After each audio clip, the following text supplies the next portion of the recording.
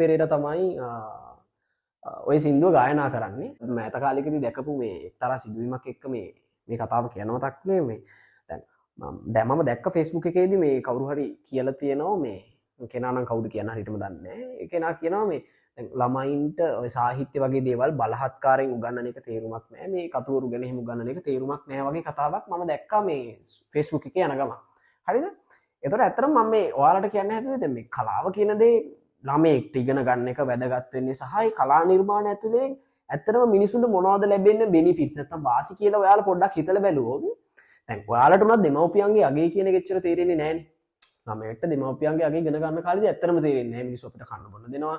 සහ මේ යාලට ඒක යාලගේ යුතුයකමනේ අපි හැදුවනම් මේ වැඩේ කන්න බොන්න දෙන්න ඕන සහ අපි ඉස්කෝලේ යන්න දෙන්න ඕන කියන මතේ ළමයි ඉන්නෝනේ ගොඩක්.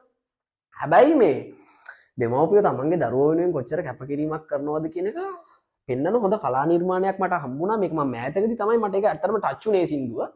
ඔයාලා අහලා තියෙනවද නැද්ද දන්නේ නැහැ. චරිතත්තලගේ තමයි ඕකේ මියුසික් කරන්නේ. සුපුන් පෙරේරා තමයි ඔය සින්දුව ගායනා කරන්නේ. සින්දුව කියන්නේ සහ මේ ඕකේ ලියපු රචකයා මේ ඊයේ පෙරේදා අභාව ප්‍රාප්ත වුණා චන්ද්‍රසේන තලංගම කියලා.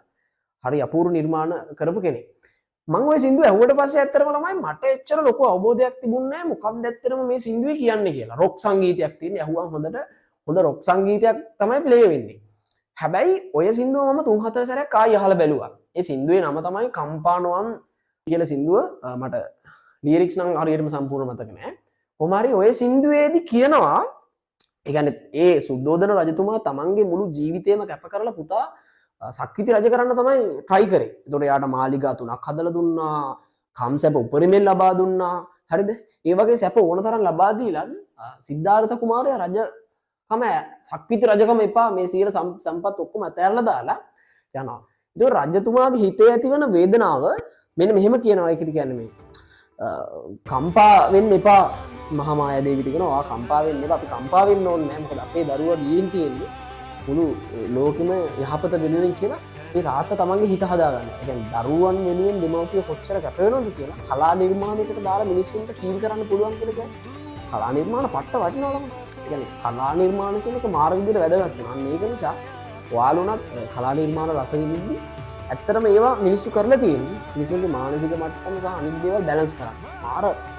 මාර සහනයක් ගන්න පුළුවන්. ඒ නිසා ඒවට අපහාස කරනවා කියන එක ඇත්තටම මුල්ලමාවිය සංවර්ධනය වෙලා නැහැ වගේ.